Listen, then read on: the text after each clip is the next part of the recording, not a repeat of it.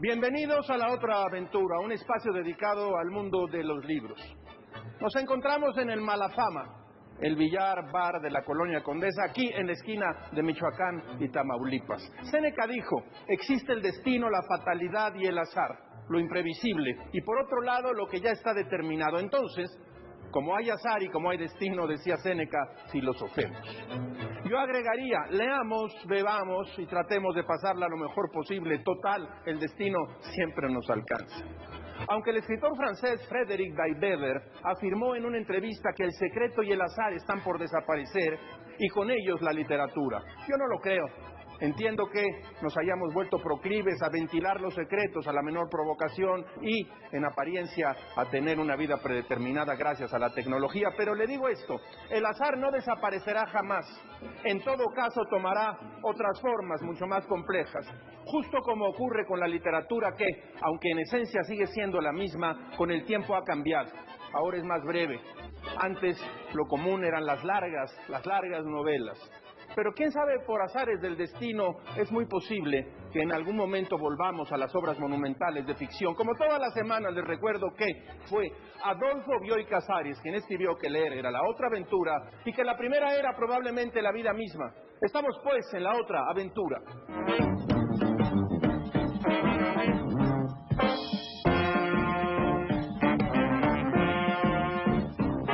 Hace tiempo escribí un relato que empezaba con el juego y el azar. Permítanme compartirles el principio de este relato.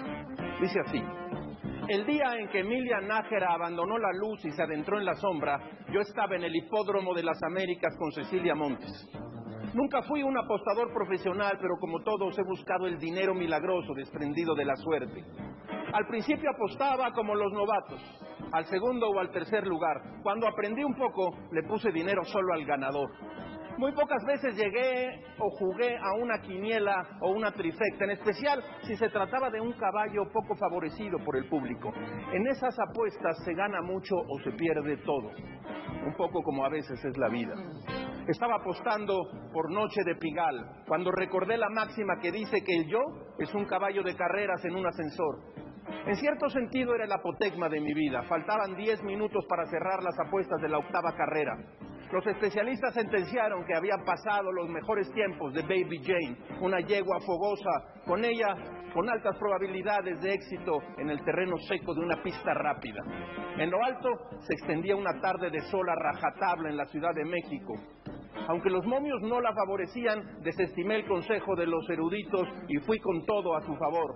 Contreras en el sillín le garantizaba un jockey que nunca aceptó una negativa del caballo en el que iba montando. Blandía el fuete de los maltratos sin compasión y le arrancaba al animal hasta el último suspiro. Baby Jane salió cuarto y se mantuvo en esa posición la mayor parte de la carrera, pero en el tramo decisivo de la milla rodeó a sus adversarios y atravesó la meta, derrotando a Amor Brujo por una nariz en una final de fotografía. Entonces sonó mi teléfono. La primera invasión fue en el árbol biliar. El colédoco cerró el tránsito provocando ictericia. La ocupación adelantó sus fuerzas al hígado, destruido en su mayor parte. Nadie vive sin ese laboratorio en funciones y sin la tubería despejada. Eso también es el azar. ¿Nos vamos?, me dijo ella. Nos quedamos. Sexy Lex a primer lugar, le dije. Mientras contaba los billetes de la apuesta, en la cola de la taquilla recordé la última vez que vimos a Emilia Nájera dentro del aro de la vida. Estábamos en una de esas reuniones donde los amigos de generación enseñan fotografías y videos de hombres y mujeres delgados en plena juventud, pedazos de tiempo irrecuperables en los que nadie se reconoce. Nos disputamos el ascenso al falso pedestal de los 50 años, observando con el abanico de la vanidad nuestro pasado. La verdad es que en esas imágenes antiguas parecemos perdidos, infelices, bastante cretinos, por cierto. Llevábamos un estandarte de pretensiones altaneras a ninguna parte. Espitia ante la videocámara, 20 años atrás. Los triunfadores pierden lo que los vencidos ganan.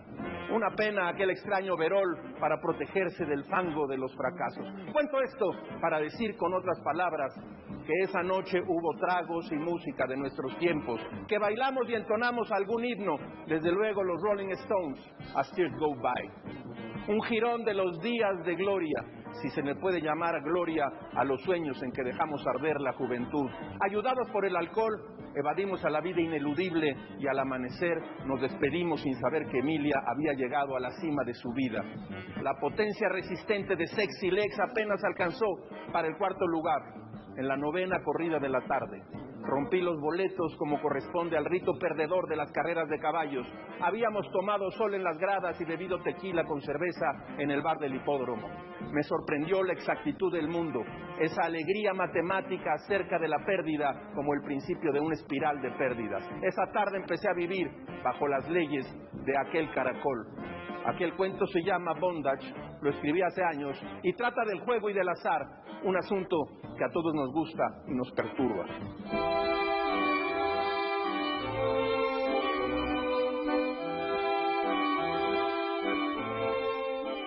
Con solamente 100 páginas, Stefan Zweig logra en la novela 24 horas en la vida de una mujer retratar el azar, hacer una crítica de los convencionalismos y plantear la voluntad y las flaquezas del ser humano. La novela trata con una acalorada e incluso violenta discusión entre los huéspedes de una pensión, debido a que Madame Henriette, una refinada y respetable esposa de un comerciante y madre de 2 niñas, se ha dado a la fuga con un atractivo joven alojado precisamente ahí en esa pensión. El narrador es el único que defiende a la mujer y usa esta anécdota como pretexto para contar la historia que se desarrolla de inmediato. Una de las mujeres ahí presentes siente confianza y decide contarle al narrador las 24 horas más tortuosas de su vida ocurridas hace 20 años y que ha mantenido en secreto durante todo ese tiempo. La mujer C tuvo la oportunidad de ayudar a un desconocido, un jugador que había perdido todo durante una noche de apuestas. C le salva la vida a un hombre a punto de suicidarse, pero lo que no le había confesado a nadie durante 20 años es que si en ese momento el jugador la hubiera abrazado y le hubiera pedido que la siguiera hasta el fin del mundo, ella había accedido, sin pensarlo siquiera, perdiendo su fortuna, honor y reputación. 20 años después de aquel suceso, la sociedad no ha cambiado nada en el contexto de la novela. Madame Henriette es repudiada por su conducta y la señora C sabe que le hubiera ocurrido a ella lo mismo. ¿Qué azar del destino hizo que una de ellas se fugara con el amante y la otra no? La señora C estuvo a nada, prácticamente a nada, de no haber sido por el jugador que no se lo pidió. El azar siempre funciona de maneras extrañas y nunca se sabe si es un mensajero de la paz o de la guerra.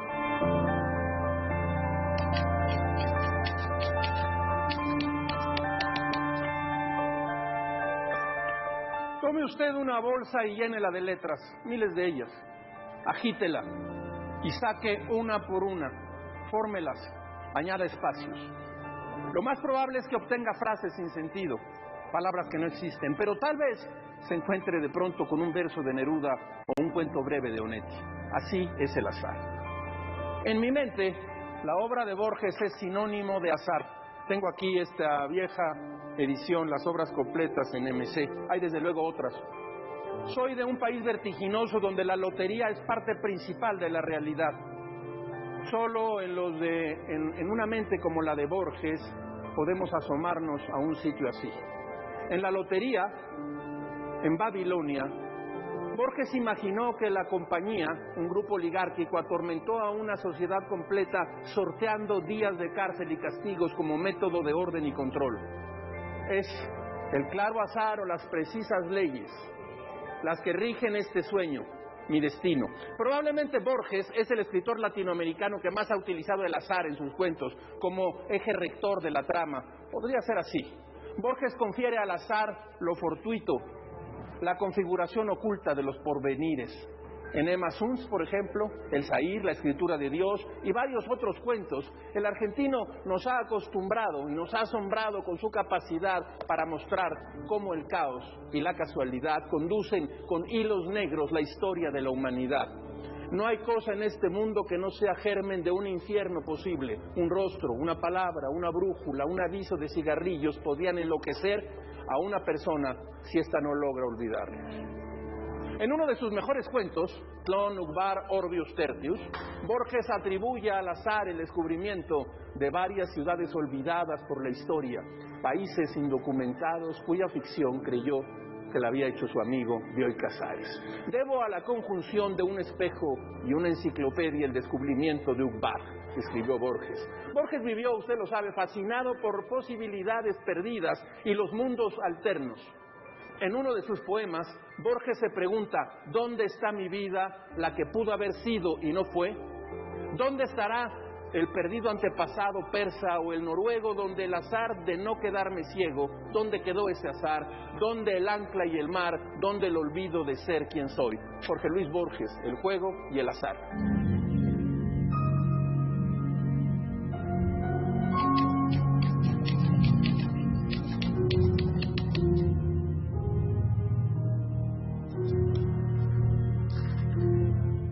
Grandes principios inolvidables. Paul Auster escribió una novela en la que el azar conduce inevitablemente al devenir de los acontecimientos. Nash, el protagonista, hereda sorpresiva y azarosamente una gigantesca suma de dinero y, en otro acto fortuito, lo lleva a conocer a un jugador profesional de póker.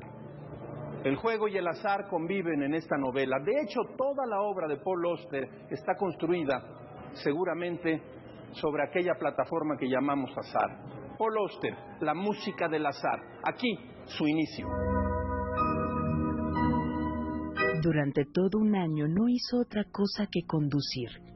Viajar de acá para allá por Estados Unidos mientras esperaba a que se le acabara el dinero. No había previsto que durara tanto, pero una cosa iba llevando a la otra, y cuando Nash comprendió lo que le estaba ocurriendo, había dejado de desear que aquello terminara. El tercer día del 13º mes, conoció al muchacho que se hacía llamar Jackpot. Fue uno de esos encuentros casuales que parecen surgir de la nada, una ramita que el viento rompe y de repente aterriza a sus pies. Si hubiera sucedido en cualquier otro momento, puede que Nash no hubiera abierto la boca. Pero como ya había renunciado, como pensaba que ya no tenía nada que perder, vio en el desconocido un indulto, una última oportunidad de hacer algo por sí mismo, antes de que fuera demasiado tarde. Y así, sin más, se decidió y lo hizo. Sin el menor atisbo de miedo, Nash cerró los ojos y saltó. Todo se reducía a una cuestión de secuencia, de orden de los sucesos. Si el abogado no hubiese tardado 6 meses en encontrarle, él no habría estado en la carretera el día que conoció a Jack Posey. Y por lo tanto, ninguna de las cosas que siguieron a ese encuentro habría ocurrido nunca. A Nash le resultaba perturbador pensar en su vida en esos términos, pero lo cierto era que su padre había muerto un mes antes de que Therese lo abandonara. Y si él hubiese tenido idea de la cantidad de dinero que estaba a punto de heredar, probablemente habría podido convencerla de que se quedara.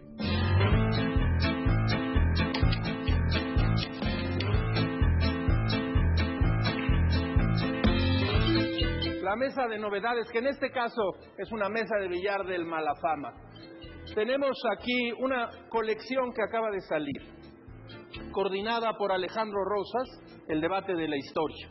Taurus lanza esta nueva colección. Empieza con Cara o Cruz, Miguel Hidalgo, Carlos Silva e Isabel Revuelta. Dice Alejandro Rosas, este es un ejercicio de divulgación histórica en el que los historiadores Isabel Revuelta Poe y Carlos Silva escudriñan en la vida de Miguel Hidalgo y Costilla para alejarlo de la visión tradicional que se tiene del cura de Dolores.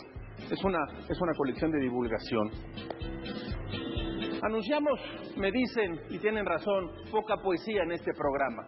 Me propongo ahora dar siempre noticia de algún libro de poemas. Aquí, Inédito Diamante de Ikuga Gai, Chi-Gai. 5 poetas: Angelina Muñiz Uberman, María Ángeles Comesaña, Iliana Godoy, Ethel Krause, Kira Galván. Estas poetas se han juntado para leer sus poemas y dejarlos aquí impresos. Poesía en la mesa de novedades. Se publicó ya, hemos anunciado, los 2 primeros tomos de los cuentos completos de Rubén Fonseca en esta nueva edición. El tomo 3 está ya a la venta. Y ha aparecido un libro notable de Horacio Quiroga, a quienes nos hemos referido aquí en varias ocasiones, uno de los grandes cuentistas, se encuentra entre los más extraordinarios. El crimen del otro, Los desterrados, Historia de un amor turbio, Pasado amor, El almohadón de plumas, aquel cuento terrible que en la almohada va generando un monstruo que va absorbiéndole el cerebro a quien está sobre él. El prólogo es de Juan Domingo Argüelles, una buena colección publicada en EMU, colección Obras Maestras. La mesa de novedades. El maestro polaco Sławomir Menosek tiene un extraordinario libro de relatos publicado por Acantilado, Juego de azar, que reúne aproximadamente 30 relatos llenos de ironía y de azar, porque así como el azar trae la desgracia o la fortuna, también puede traer situaciones absurdas que el autor retrata con perspicacia y lucidez. Por ejemplo, será una desgracia para un Boy Scout que se ahogue en un río toparse con un par de héroes fallidos. He aquí el breve cuento titulado Un héroe. Un buen día, paseando por la orilla de un río, vi de pronto a un Boy Scout que se estaba ahogando. Conozco el lugar, no es profundo, así que decidí salvarlo en cuanto se reuniera un poco más de público. Me senté en un banco a esperar. El Boy Scout gritaba de lo lindo, por lo que al cabo de poco se congregó en la orilla un nutrido grupo de gente. Esperé un poco más para que el público estuviera al completo. Entonces me levanté. Me acerqué al agua y, animado por los gritos de admiración, me puse a quitarme lentamente el zapato izquierdo. El público me aplaudió. Estaba ya en calcetines cuando me di cuenta de que un sinvergüenza también se disponía a desnudarse. Me puse furioso. «Yo estaba aquí primero», le dije. Él me contestó: «¿Es tuyo el Boy Scout o qué?». Y se puso a quitarse el chaleco. «Tienes razón», se dejaron oír unas voces entre el público. «El Boy Scout es de todos». «Deja esos pantalones», le dije. «Tú aún no estabas en este mundo cuando yo ya salvaba a Boy Scouts».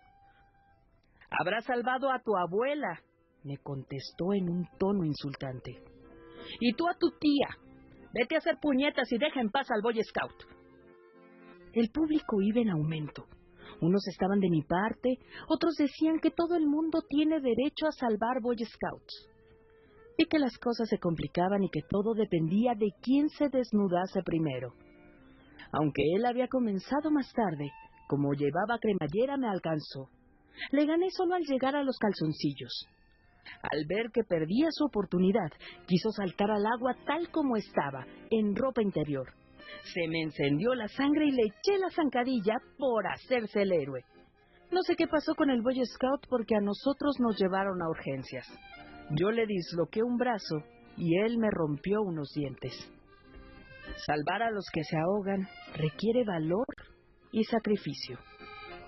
Vladimir Nabokov también cultivó la brevedad en sus cuentos, así como el azar, que puede favorecer a un asesino a salirse con la suya, como ocurre en Solo el azar logra el crimen perfecto, que dice así: Madame Lacour fue asesinada en Ars, al sur de Francia, a fines del siglo pasado.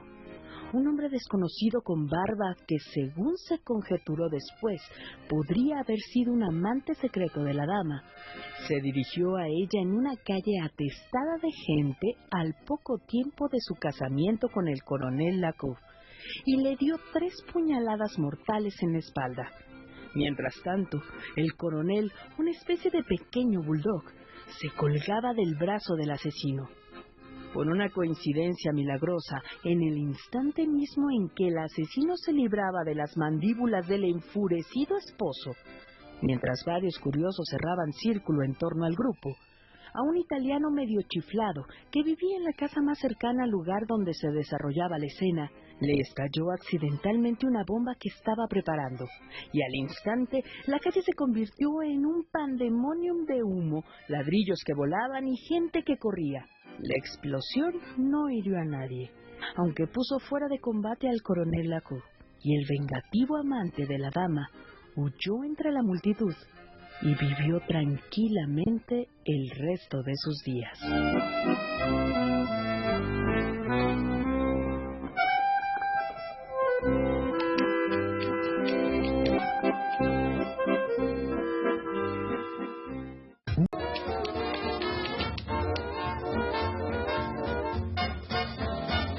Publicado en 1956, escuche usted bien, Final del Juego de Julio Cortázar es uno de los mejores libros de este gran escritor.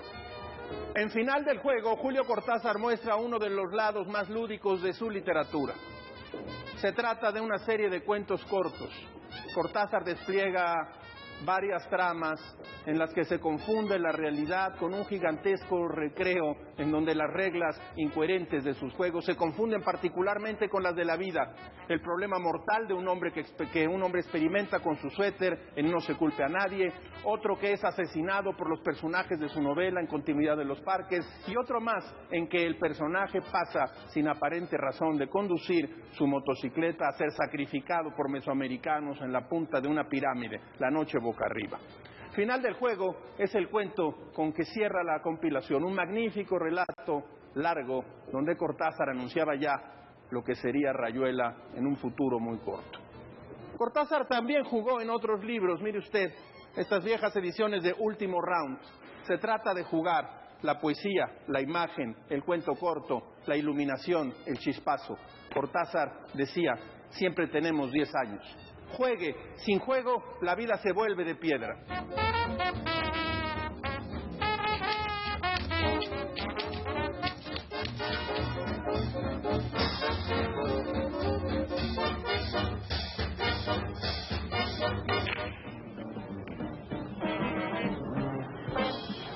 Se cumplen, usted lo sabe, 50 años del movimiento estudiantil de 1968. Por cierto, la revista Nexos ha dedicado su edición al 68 con un notable ensayo de Ariel Rodríguez Curi. Justo cuando van a cumplirse estos 50 años, la universidad vuelve a estar amenazada. Usted lo sabe.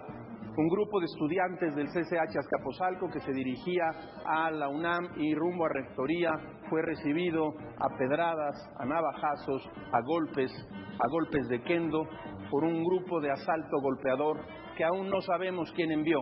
Lo que sí sabemos es que se trata de desestabilizar a la Universidad Nacional Autónoma de México, de encender una mecha corta para que la transición tersa que hay entre el presidente Peña Nieto y el presidente electo Andrés Manuel López Obrador de algún modo se vea afectada. No sabemos, no se ha investigado, algún periodista y algún reportero seguramente hará la investigación de dónde vienen los porros que hirieron a 2 jóvenes gravemente y golpearon a otros tantos.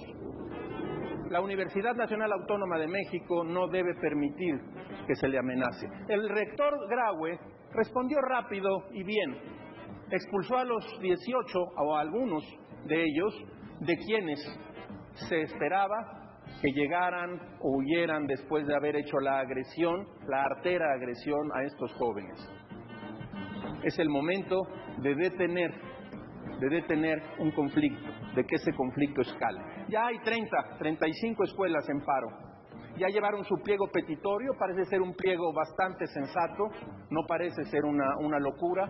Hay que cumplir con ese pliego, hay que arrestar, acusar y probar en su caso a los que agredieron y dejar que la UNAM llegue a los 50 años, usted lo sabe, del movimiento estudiantil del año de 1968, ese año en el cual se inicia el largo camino a la democracia y a la normalidad democrática mexicana. Aquí, en La Otra Aventura.